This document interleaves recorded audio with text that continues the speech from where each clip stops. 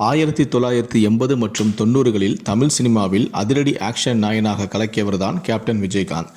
எந்த ஒரு சினிமா பின்னணியுமின்றி திரையுலகில் நுழைந்து நடிப்பிலும் தயாரிப்பிலும் உச்சத்தை தொட்ட இந்த புரட்சி நாயகன் அரசியலிலும் அதிரடியாக நுழைந்து தன்னுடைய மாசை ஜெயலலிதா முன்பு வெளிப்படுத்தியவர். மனதில் பட்டதை யாருக்கும் பயப்படாமல் கூறும் விஜயகாந்த் எதிர்க்கட்சியாகவும் செயல்பட்டார். கடந்த சில வருடங்களாகவே உடல்நலமின்றி தொடர்ந்து சிகிச்சையில் இருந்து வந்த விஜயகாந்த் நேற்று சாதாரணமான மருத்துவ பரிசோதனைக்காக மருத்துவமனையில் அனுமதிக்கப்பட்டதாகவும் இன்று வீடு திரும்பார் எனவும் மருத்துவமனை தரப்பும் தெரிவித்திருந்தது. இதைத் தொடர்ந்து நேற்றிரவு விஜயகாந்துக்கு கொரோனா தொற்று உறுதியாகியுள்ளதாகவும் மூச்சு விடுவதில் சிரமம் இருப்பதால் தொடர்ந்து விஜயகாந்த் சிகிச்சையில் இருப்பார் எனவும் தெரிவிக்கப்பட்டது. இப்படி அடுத்தடுத்த தகவல்கள் வெளியாகி கொண்டிருந்த போது தீவிர சிகிச்சை அளித்தும் பலனளிக்காமல் இன்று அதிகாலை விஜயகாந்த் உயிர் பிரிந்ததாக அதிகாரப்பூர்வமான தகவல் வெளியானது.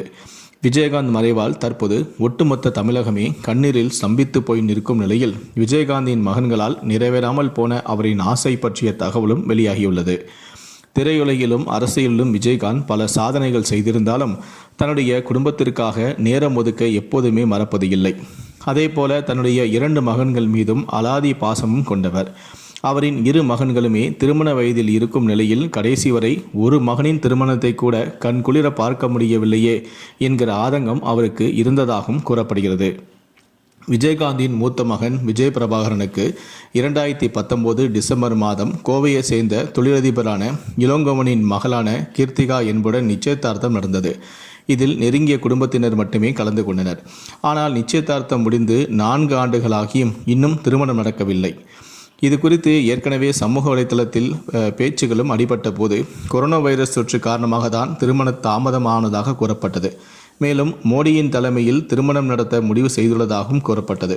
ஆனால் கொரோனாவிற்கு பின்னரும் விஜய் பிரபாகரன் திருமணம் செய்து கொள்ளவில்லை. ஏராளமான ஏழை ஜோடிகளுக்கும் தன்னுடைய தொண்டர்களுக்கும் திருமணம் செய்து வைத்துள்ள விஜயகாந்த் தன்னுடைய சொந்த பிள்ளைகள் ஒருவரின் திருமணத்தை கூட கண்களில் காணாமல் நிரந்தரமாகவே கண்மூடி விட்டாரே.